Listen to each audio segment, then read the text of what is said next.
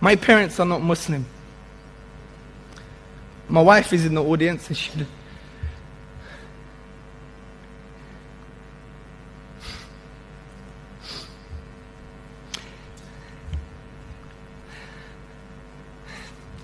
knows how much I love my parents.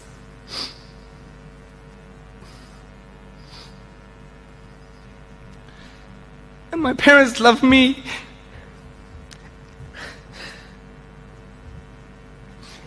Every day, my dad says to me, he loves me.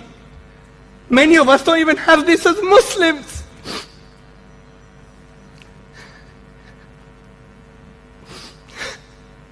But if my dad dies like this, where is he going to go? You could pray for your parents. I can't pray for my dad when he dies.